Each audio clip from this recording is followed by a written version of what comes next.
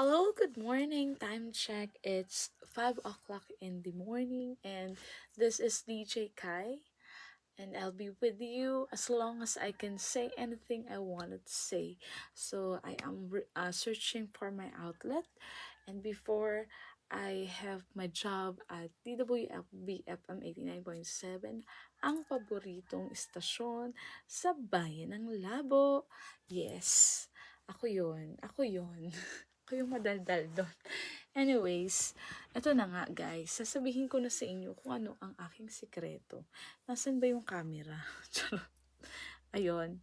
So, sasabihin ko na kung ano yung aking sikreto. Kasi nga, madaldal ako. Minsan, tahimik. Minsan, hindi mo maintindihan ang ugali. Ganun po ang ibig sabihin ng bipolar. So, 10 years ago, when I was 18 years old, I was diagnosed with bipolar disorder 1. And I want to accept my situation that this is a gift because na-inspire ako kay Miss Cara David sa lahat ng mga sinasabi niya, and totoo talaga yung manic and depressive episode na sinasabi. Kapag manic, sobrang husay mong gumawa ng kanta. Ganun ako. Kapag manic ako, sobrang nakakagawa ko ng kanta, nakakagawa ko ng tula, maingay ako, kumakanta ako, sumasayaw ako, and whatsoever na gusto kong gawin kasi may inipin ako. Kapag nainip ako, naghahanap ako ng ibang outlet. It's either nagbabasa ako, I'm a wide reader, and also music lover, and also an introvert. Yes, talent ko yung pagiging introvert ko. Charot. Ayun, gusto ko lang i-share sa inyo kasi ang hirap maghanap ng outlet. So, ngayon kasi, I think nasa manic ako kasi hindi na uubos yung energy ko. Nakatulog lang ako ng maaga. Tapos malalim. Epekto ng gamot. Ang gamot na iniinom ko ay Olanzapine. Olanzapine or Ulsadin. Basta mga ganun. So, medyo light pa.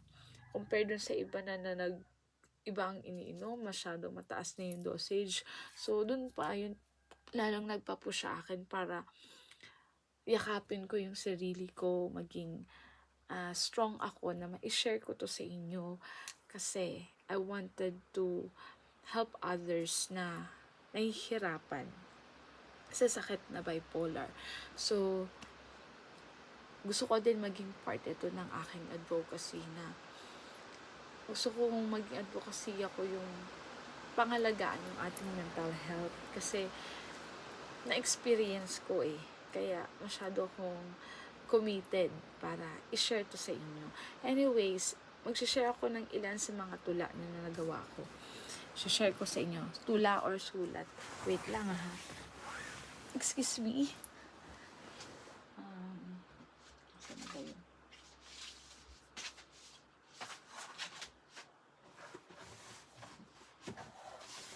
Ay. Yan. Masyado kasi ako madaming gamit. Yan. Masyado ako madaming gamit. Share ko sa inyo yung enjoyment ko kapag ako ay nasa manic. So, ito na. Ito na nga. Actually, I'm a big fan of Breakthrough. I have graduated from Camarines Norte State College. And lahat ng mga sulat nila itinatabi ko kasi gusto ko siyang binabasa. I'm a fan talaga. Ay, oh my God. Wala pa yata. Wag. Sulat ko yun. Ito na. Ito. Okay. Game. So, ito yung mga pag nai-inspire ako, nakakasulat ako. Actually, meron ako mga nakatago dyan. Okay. Social media, ang lakas mo. Yan ang title. 2025 na pala. At 2026 na pala. Ano ba to? Hanggang dito ba naman? Ang hilig ko sa past. Charot. Anyway, sige. 2026 na pala. Kaya nga, iba na lalo ang nagagawa ng social media. Oo, madalas nakakapawi ito ng lungkot, masaya, nakakaaliw, lalo na ang pagsayaw sa TikTok. Nako, patok na patok. Isa pa, tanggal ang inip ni lolo at lola, lalo na kung si Vice ganda na panood nila. Maparaan man sa Reels, sa YouTube, o sa TikTok. Pero sa kabilang banda, nakakalungkot. Dahil sa lakas na taglay ng social media, minsan nagiging dahilan na rin ng pagkawala ng buhay. Ito na, kilala niyo ba si Eman? Sino? Si Emmanuel Atiensang tinutukoy ko. Oo, si Emma na anak ni Kuya Kim. Kung tutuusin, maganda siya, mayaman, matalino, lahat nasa kanya na. Sabi nga sa kanta, she is so lucky, but why does she cry? Pero, hindi natin masisisi si Eman. Open naman siya sa mga tao na at the age of 13, clinically depressed na siya and she was diagnosed with bipolar disorder. Kaya lang, kahit ganun pa siya ka-transparent sa case niya, malupit ang mga tao. Binash pa rin siya. Sinabihan ng masasakit na salita sa social media hanggang sa hindi niya nakinaya. She failed to fight for her life. But instead, she takes to and it. Yes. She failed. True. Erase. To end everything. Ang sakit. Ang sakit malaman na yung taong alam mong matagal na lumalaban sa sakit na tulad nung sayo ay sumuko na. Actually, alam nyo ba? Habang sinusulat ko to, umiiyak ako. Pero ngayon hindi na. Medyo lipas na siya. Mapapatanong ka na lang talaga. Paano ako? Paano kung isang araw yun din ang endgame ko? Masaya na ba kayo, bashers with S? Tinamit nyo ang lakas ng social media para wakasan ang buhay ng iba.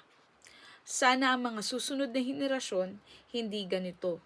Sana gamitin nating lahat ang social media para magbigay pag-asa sa iba. Gamitin natin ito para palakasin yung mga gusto nang sumuko sa buhay. Higit sa lahat, gamitin natin ito para tulungan silang tuparin ang mga pangarap nila. Sa lakas ng social media, sana walang matulad kay Eman. Social media, ang lakas mo. Yan.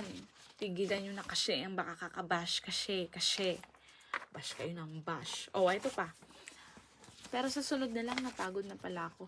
Anyways, time check, it's 5:10 in the morning. Good morning, everyone. Enjoy your day. And be positive, be thankful hanggat nabubuhay. Malakas tayo. Kapit lang. Bye! This is DJ Kai, signing off.